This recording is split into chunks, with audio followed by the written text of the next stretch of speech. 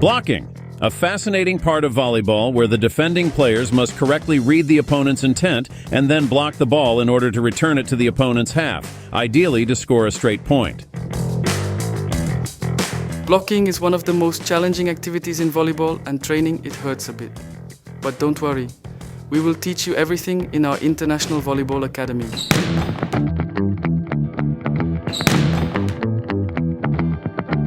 Blocking drills can begin long before any blocks in the children's game can even occur. It all starts with a solid body.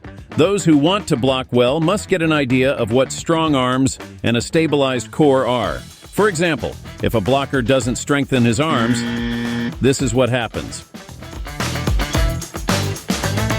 As we have indicated, training in the basics of the block can begin already with young children.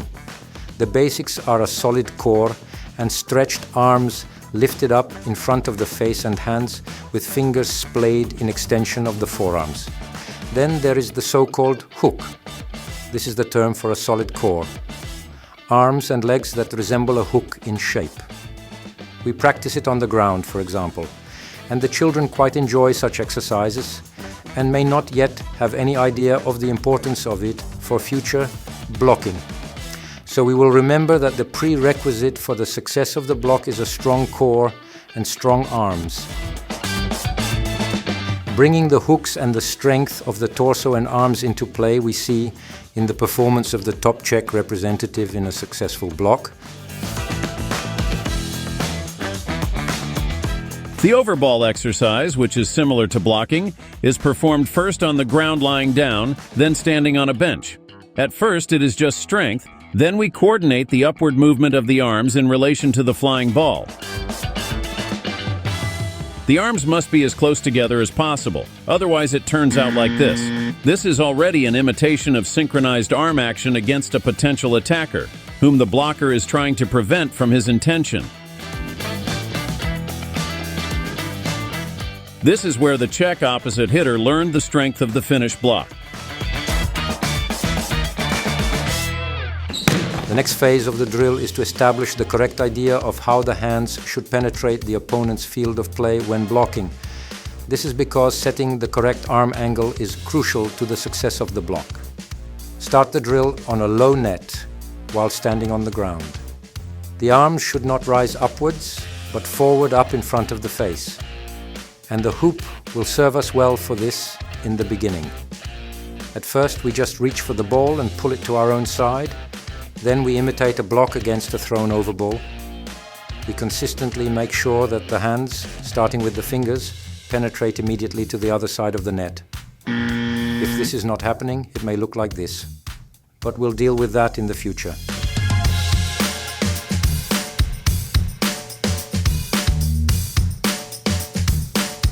Then repeat the whole procedure in the jump, initially again on a lower net, so that the children do not have to jump fully, but concentrate on the arm work. Initially, we forgive the children for touching the net, which would be against the rules in the game. But here we are concerned with establishing the correct pattern of arm movement. We do the exercise first with one, then with two balls.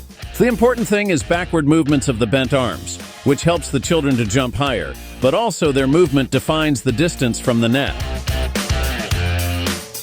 There is sometimes a debate about whether to teach children to jump on the block without a swing or with an arm swing. Our opinion is clear: the technique must be similar to the way it is used in the game of the best players, and that means jumping on the block with a swing of the arms.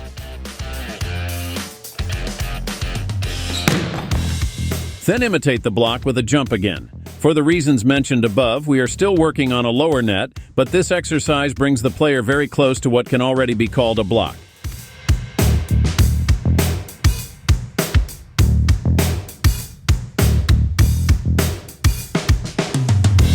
Here again, it is the case that instead of forearming, there is a lunging and then swinging of the arms against the ball. And that's wrong. In these girls, it will still be quickly eliminated, but if a habit is formed based on a bad movement pattern, it will be very difficult to eliminate in the future.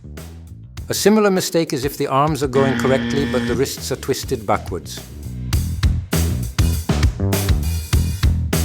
It just takes a lot of repetition in the correct movement pattern, even if it is not yet a true blocking pattern, and we have to tolerate the fact that maybe kids often brush their hands against the net in an attempt to put their hands on the other side of the net, as in this case.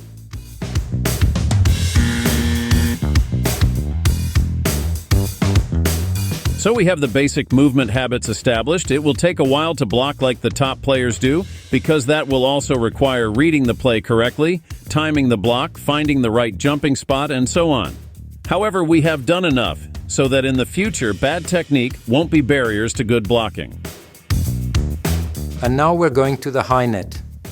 Because we need thousands of touches on the ball, during the block we still use the overball, and even go back to it in adult training during warm-ups and early practice. Kids need to get the feel of a good block, as well as the feel of a good serve-receive, for example. And practicing with the ball does carry with it some risks of finger injuries in kids' volleyball.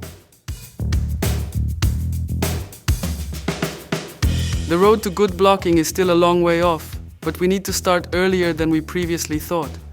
A good block takes care, courage, and perseverance. And these 14-year-olds have paid with effort and diligence on the one hand, but on the other hand, they already know how great a point achieved by a block tastes.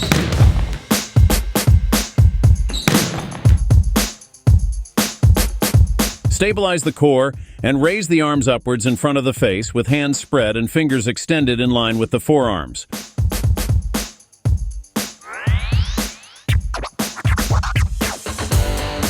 We start with an exercise using an overball that mimics blocking by performing it first lying on the ground, then standing on a bench.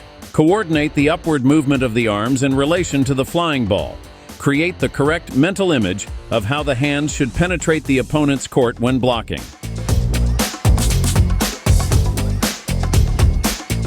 Begin the exercise by practicing on a low net while standing on the ground. Next, imitate a block against a thrown overball while standing on the ground.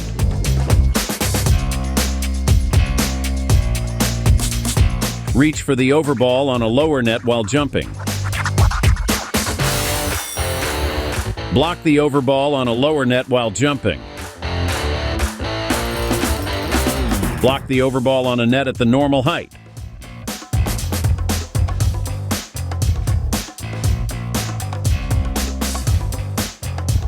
And what's next? Of course, we will continue to focus on blocking. The agenda of the next episode will include blocker movements, specifically how to handle situations where you need to move into position for the block.